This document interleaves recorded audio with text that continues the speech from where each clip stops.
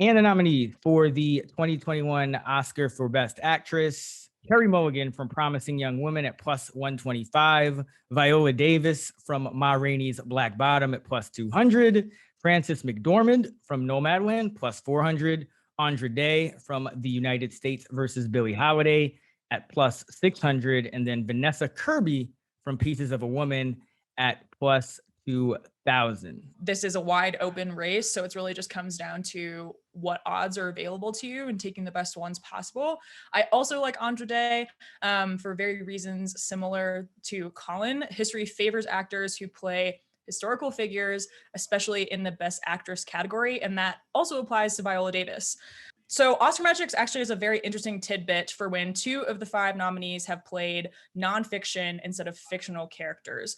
You would expect the 2 nonfiction nominees to win 40% of the time in a 5-person field, obviously, but historically, closer to 50% of winners who have portrayed real life characters end up winning this when it's a 2 to 3 in the 5-person field.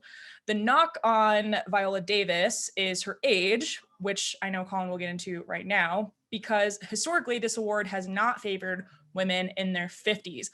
That said, we just saw Renee Zellweger buck this trend last year, upset Cynthia Erivo. Renee, I believe, was 51 at the time that she accepted the award. So I'm willing to bet that if any actress is able to follow in that same path, Viola Davis, who is beloved by many, including the Academy, could follow that same path. So I'm actually splitting my bet on this between Viola Davis and Andra Day. Yeah, I mean, a lot of those metrics are what led me to my pick, which is Andra Day. And you know, if you go through the historical analysis, it's what got us on Cynthia Erivo at 50 to 1 last year. That madness that took the number all the way down, I think, to 12 to 1, maybe 9 to 1 in certain books. It got us all pretty excited. And then next thing you know, I'm looking for my bottle of scotch because I got Renee Zellweger's face up there on top of the stage saying, "You love me, you really love me." Like, just take the award and go. All right. You know, and I think the reason we were on Renee Zellweger, and the reason we were on Cynthia Erivo is because it fit what Oscar Metrics says: play a historical character. So we have 2 historical characters from Viola Davis and Andra Day here playing Ma Rainey, playing Billie Holiday. So for me, those are the only 2 that you can really consider in this category. The other rule: don't fall between the age of 36 and 60.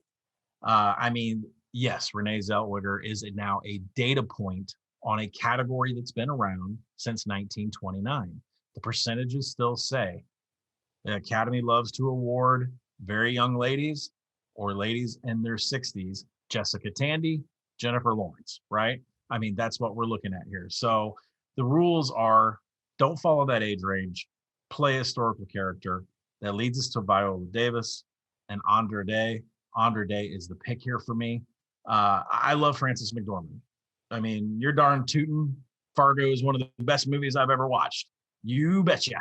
But shitting on your 5-gallon drum inside your dinged up van, or taking a full frontal bath in a natural spring in between your shifts at the Amazon warehouse and your potato farms is just not it for me. Andra Davis, 6 to 1, please. Shout out to Andra Day. I actually cashed a 50 to 1 ticket on her at the Globe. So that was my Erivo consolation, actually. Like, it just came a year later. But shouts to her. Amazing win there at the Globes. This category is so fascinating to me.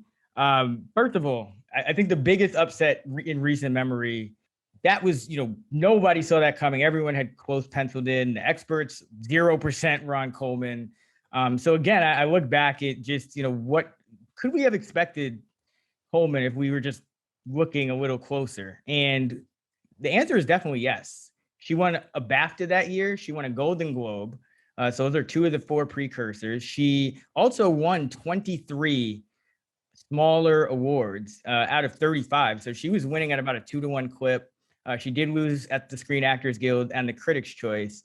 But here's where it gets really interesting. All 4 of the top contenders, Mulligan, Davis, McDormand, and Andra Day, they each have 1 precursor. So Frances McDormand won the BAFTA, Mulligan with the Critics' Choice. You have Andra Day at the Golden Globes I just mentioned, and then Viola Davis won the SAG. So it's split there.